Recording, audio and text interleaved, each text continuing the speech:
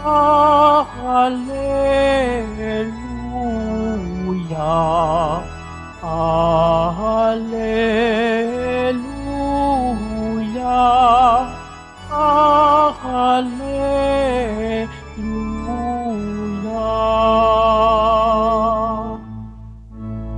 Panginoon, ituro mo na iyong landas ay sundin ko sa pagtahak sa totoo. Alleluia,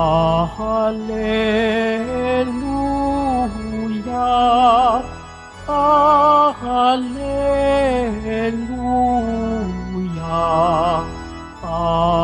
Alleluia.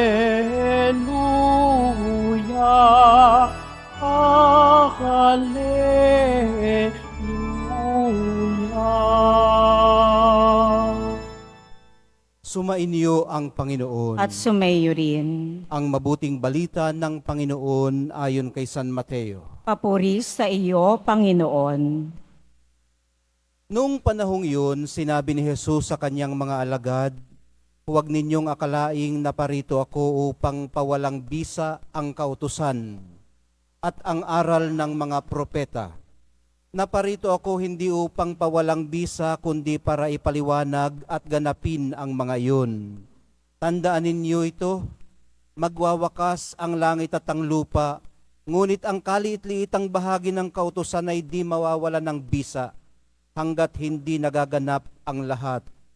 Kaya't sino mang magpawalang halaga, kahit sa kaliit-liitang bahagi nito, at magturo ng gayon sa mga tao, ay ibibilang na pinakamababa sa kaharian ng Diyos.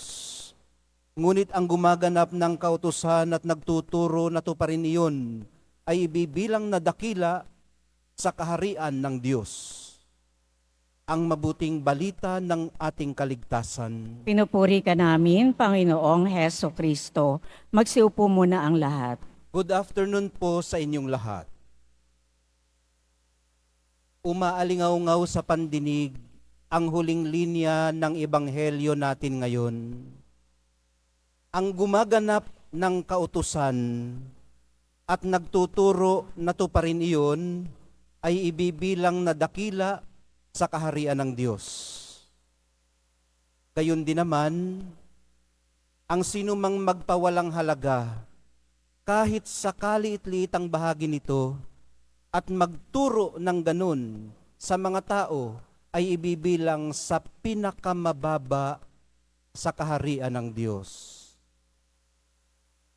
Maliwanag po nating nakita ito sa propeta ng Diyos na si Elias at sa mga propeta ni Baal sa unang pagbasa.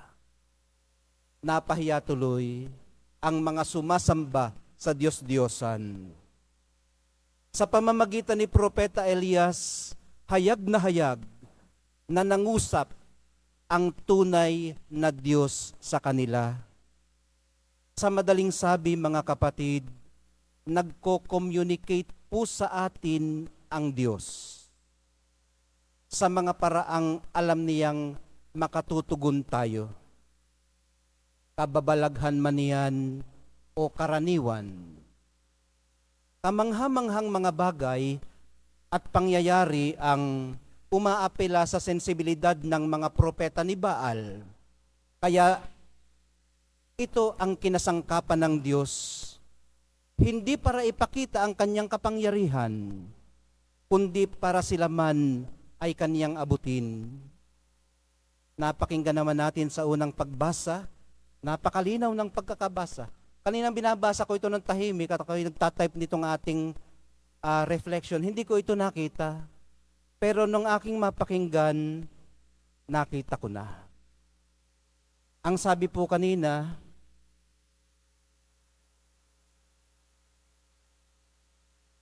"Dingginin niyo ako, Panginoon," si Elias po itong nagsasalita, "upang matalastas ng bayang ito na kayo lamang ang Diyos at sila'y inyong pinagbabalik loob." So ito po pala ang dahilan kung bakit nagpadala ng apoy galing sa langit ang Diyos. Isang gawa na kamangha-mangha dahil alam niya na sa mga kamangha-manghang mga bagay, umaapila ito sa kanilang kalooban. Kaya yun ang ibinigay sa kanila. Ano ho? Okay. At narinig ko rin kanina, sa bandang huli pala, ay nagbalik loob nga silang lahat. 450 ito, ano ho? At sumigaw sila pagkakita sa nangyari, nagpatira pa. Ang Panginoon ang Diyos, ang Panginoon lamang ang Diyos. Profession of faith din po ito nila. Pagpapahayag ng kanilang conversion at naging pananalig na sa Diyos. Ang katulad po nito yung ginawa ni Apostol Santo Tomas, Panginoon ko at Diyos ko. Ayun na ho. Okay, balikan natin ito. Itong ating homilya. Sabi natin kanina, ginawa ito ng Diyos hindi para ipakita ang kanyang kapangyarihan, kundi para sila man ang mga propeta ni Baal ay kanyang abutin at panibaguhin o ibalik muli sa kanya. Yun nga lang, pambihira lamang ang mga pagkakataong gaya nito. Mas malimit kaysa minsan, maliit at ordinaryo ang paraan ng kanyang pakikipag-communicate sa atin. Ang kanya pong mga kautusan ay kapahayagan ng kanyang mga niloloob. Kaya't ang pagbabaliwala sa pinakamaliliit na bahagi ng kautusan ay masasabi ring pagbabaliwala sa pinakamaliliit na bahagi ng kanyang kalooban. Sa madaling salita, huwag po nating baliwalain ang mga karaniwang paraan ng pakikipag-usap niya sa atin. Ang mismong buhay po natin ay pakikipag-usap niya sa atin. Sinusustain niya tayo. Ang pagsikat ng araw, ang hangin at ulan, ay naghahayag ng kanyang kagandahang loob. Ang pakikipagkaibigan natin sa isa't isa ay karanasan natin ng pag-ibig sa kapwa. Ang mga bagyo't likas na mga sakuna ay nagsasabing hindi natin makokontrol ang lahat ng bagay. Ang paglinang sa enerhiyang nuklear ay paglawak ng mga kaya nating pakialaman.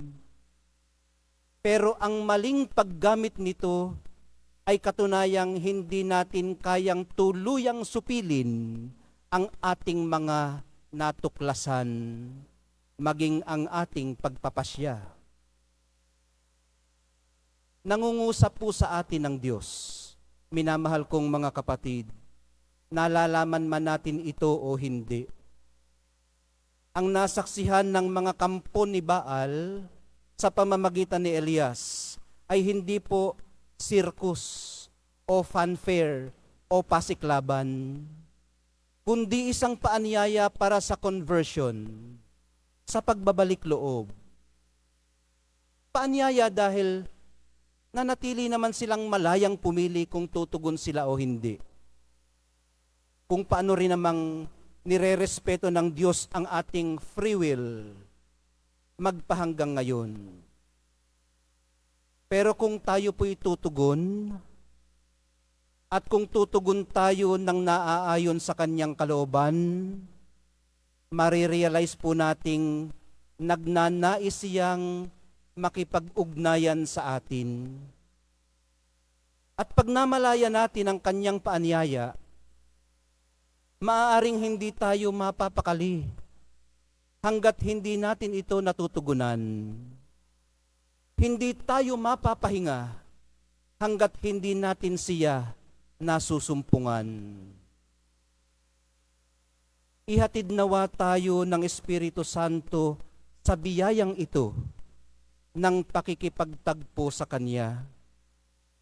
Mamalaya nawa natin ang iba't ibang paraang ginagamit niya para abutin tayo. Sa mga sitwasyong alam niyang tayo ay makatutugon, nagre-reach out po siya sa atin. Pagtuunan lamang natin siya ng pansin.